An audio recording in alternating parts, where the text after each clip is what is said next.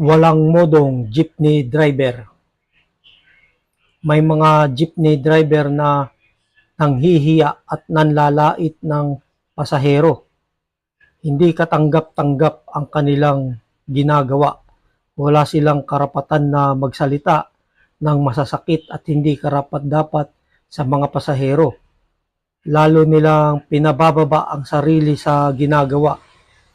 Dapat malaman ng mga jeepney driver na nanghihiya na kung hindi dahil sa pasahero, wala silang pagkakakitaan. Sa pasahero sila umaasa ng ikinabubuhay.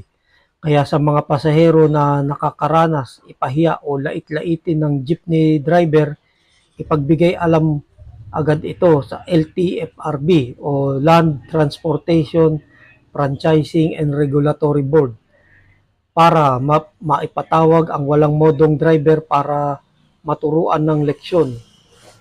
Dapat sa mga ganitong driver ay binabawian ng lisensya para hindi na makapagmaneho. Kung hindi ganito ang gagawin, marami pang mangyayaring pang-aabuso ng jeepney driver. Nag-viral sa social media ang video kung saan sinisingil ng doble ng jeepney driver ang isang 29 anyos na pasahero dahil overweight umano ito. Nang ayaw magbayad ng doble ang pasahero, inutusan itong bumaba. Katulong pa umano ang asawa ng jeepney driver sa pagpapababa sa pasahero. Nilait-lait umano ng driver at asawa nito ang pasahero at sinabihan pang kaya napaplat ang gulong ng kanyang sasakyan ay dahil mabigat ang pasahero. Nakilala ang jeepney driver na si Romeo Guerrero na nagmamaneho ng jeepney na may plakang NWJ221. Ang operator ng jeepney ay nakilalang si Flora Magtibay ng AA Transport Corporation. Nagpalabas ng show cause order ang LTFRB sa dalawa. Ayon kay LTFRB Chairman Chopilo Guadis, pinagpapaliwanag ang dalawa kung bakit hindi maaaring managot sa pagkakaroon ng discourteous driver, bigong magpasakay ng pasahero at paglabag sa safe spaces in public transportation. Dapat patawan ng kaparusahan ang driver sa inasal nito sa pasahero. Hindi na nakakapagtaka kung bakit dapat na talagang lusawin ang jeepney. Marami sa mga driver ang bastos at walang modo at hayagang pinapahiya ang kanilang pasahero. Huwag nang payagan na magmaneho ang mga driver na ganito.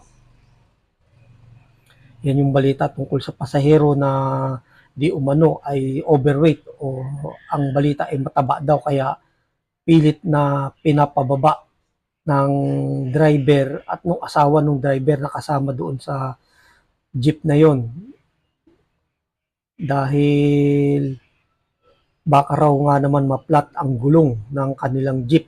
At ayon pa sa balita, itong pasahero na ito ay dati nang nakasakay sa kanilang jeep na naplat daw noon.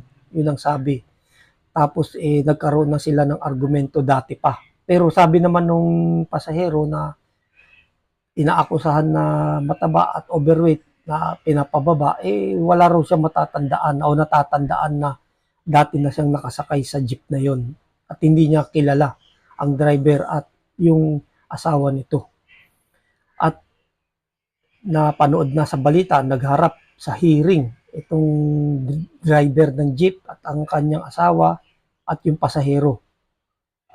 At dismayado rito yung pasahero dahil imbis na humingi ng kapatawaran o pagpapatawad ang jeepney driver at kanyang asawa nagbatigas pa.